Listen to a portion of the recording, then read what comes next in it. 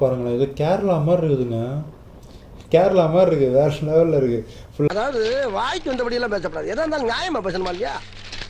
தென்னை மரம்லாம் அழகாக சாஞ்ச ஒரு லெவலில் நல்லா இருக்குது. ரொம்பவே ஒரு ஒரு பிளிஸ்ஸாக இருக்குது. இதுவுமே அவ்வளோ அழகாக இருக்குது. கேரளா லெவல்லன்னு ஓவராக எக்ஸாஜரேட்டும் பண்ணிடக்கூடாது. கேரளா அப்படி ஒரு பருத்து, இப்படி ஒரு பருத்து, அப்படியும் பருத்தி விட்டு போகிற ரூட்டில் இருக்கு பாருங்கள்.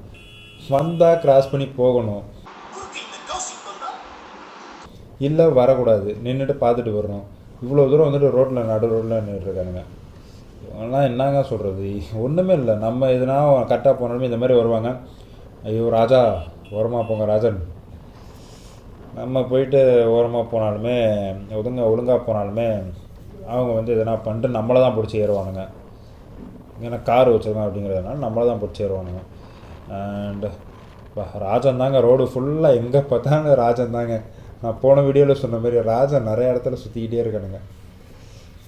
அப்புறம் வேறு என்ன சொல்கிறது, இன்னொரு விஷயம் வந்து ஃபால்ஸ் நியூட்ரல் விழுகுங்க. அது எப்படின்னா, நீங்கள் இப்போ ஸ்பீட் பிரேக்கர்லாம் நீங்கள் குறைக்கிறீங்க அப்படின்னா திடீர்னு நியூட்ரல் விழுந்துடும் வண்டி. அது உங்களை ரெக்கக்னைஸே பண்ண முடியாது, நீங்கள் அதை அனலைஸே பண்ண முடியாது. அனலைஸ் பண்ணுறதுக்குள்ளே நீங்கள் வந்து ஓகே நம்ம இந்த இதில் தான் போயிட்டுருக்கோம் அப்படின்ற ஒரு ஃபீல் உங்களுக்கே வரும். ஆனால் டக்குன்னு பார்த்தா அது மூவ் ஆகாது. ஆக்சிலேட்டர் கொடுக்குறப்ப திரும்ப நம்ம கொடுக்குறப்ப அது ஒரு சவுண்டோடு தான் கியர் விழுகுது. ஸோ அதேமாதிரி ஃபஸ்ட்டு செகண்டு கன்வெர்ட் பண்ணுறப்போ ஒரு சில டைம், எல்லா டைமும் சொல்ல மாட்டேன், ஒரு சில டைம் வந்து அது மாதிரி விழுகுது நியூட்ரலு. ஸோ அதுவுமே மேனேஜபிள் தான், மேனேஜபிள் கிடையாதுன்னு நான் சொல்ல முடியாது, மேனேஜபிள் தான். மற்றபடி என்ன தான் ஒரு 4 பாயிண்ட் டிஸ்அட்வான்டேஜ் சொன்னாலுமே இந்த பைக்கோட அட்வான்டேஜ் என்ன அப்படின்னா, the heart of the machine engine 650cc parallel twin cylinder engine.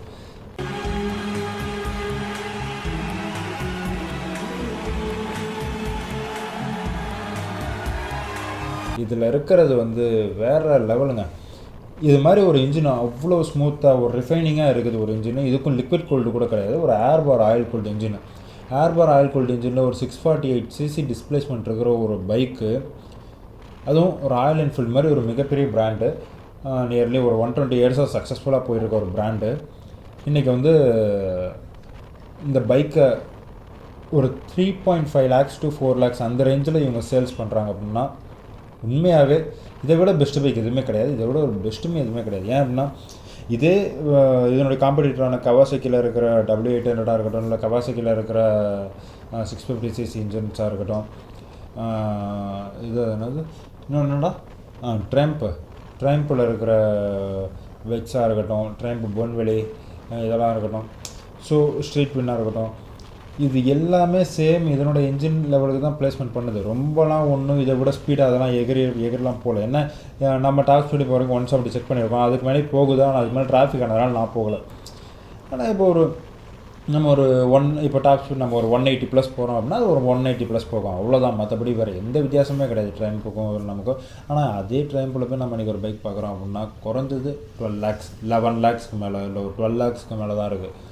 ஆனால் ஒரு 3.5 லட்ச ரூபாய்க்கு இந்த மாதிரி ஒரு மிஷின் கிடைக்குது அப்படின்னா இதை விட வேறு எனக்கு தெரிஞ்ச பெஸ்ட்டு இல்லைங்க. ஒரு ராயல் என்ஃபீல்டு மாதிரி ஒரு பிராண்டில் இவ்வளோ சூப்பராக வைப்ரேஷன் இல்லாமல் எல்லா விதத்துலையுமே இது ஒன்லி பாசிட்டிவ்ஸை மட்டுமே கவர் பண்ணுற ஒரு பைக்காக இருக்குது. ஒரு சில டிஸ்அட்வான்டேஜஸ் இருந்தாலுமே இந்த சரி ஒரு வெறும் 5% டிஸ்அட்வான்டேஜ் சொன்னால் 95% அட்வான்டேஜில் இது வேறு லெவலில் நிற்கிதுங்க.